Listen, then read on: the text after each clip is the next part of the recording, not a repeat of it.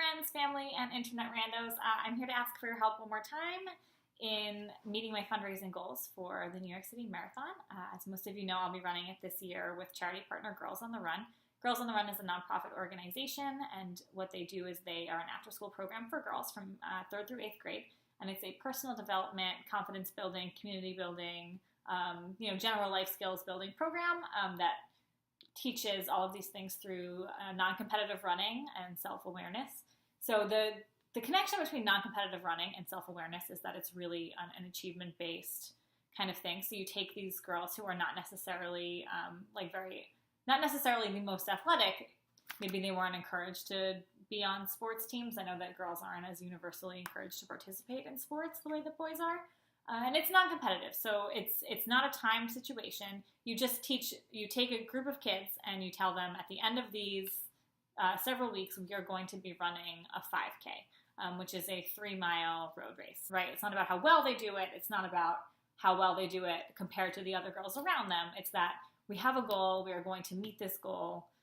What else can we do? So for me, this is really important because when I was a kid, I was like the least athletic, like forever clumsiest, asthmatic, like not interested in physical activity at all kind of child. I made political objections to the mile run like every year, I think since I was like 9 or 10. It was kind of like a running joke. Running joke. I hated it. It was like not for me. I was just bad at it. And because I was bad at it, I just didn't have any natural aptitude for running or athleticism. It just never felt like it was something that was worth working on or working towards.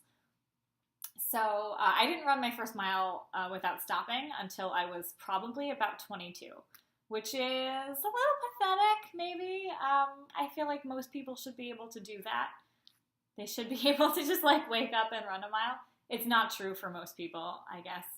But for me, it certainly wasn't. I know when I started running, it was one lap around the track at McCarren Park, and then automatically wanting to crawl home and be sad about it. But it got better. And then, when I ran my first 5K at 23, maybe 22 or 23, that was huge. Being able to run for 3 miles was huge. It was an absolutely life-changing experience, and it made me want to see what else I could do and what else I was capable of and what kinds of things that I just said, I'm not good at this, so let's never do it. Let's never try it. I'm just not that kind of person. So when I wish that when I was a kid, I had a program like this where they could tell girls that you don't have to be the best at everything. You don't have to be a star athlete. You don't have to be a track and field superstar. You don't have to be able to run a 5-minute mile in order for it to be something that's worth doing. And sometimes the beauty of something is when it's really tough and you stick with it and you learn that you can do it anyway. Trying new things and not necessarily being the best at things, but doing them for their own right and because they make you feel good. That's beautiful. That's powerful. And you learn so much about yourself in that process. So just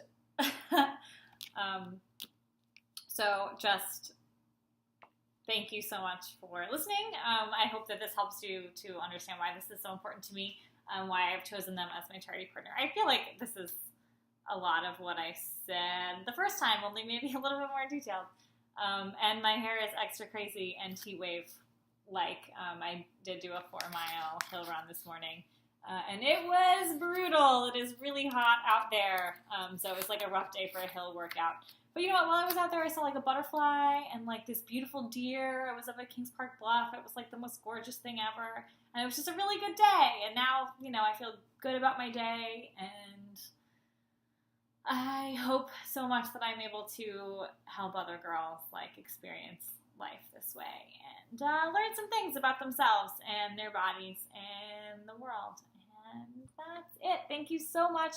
Please donate to Girls on the Run for more information on what Girls on the Run does. I'm going to include that link here and also a link to my CrowdRise page.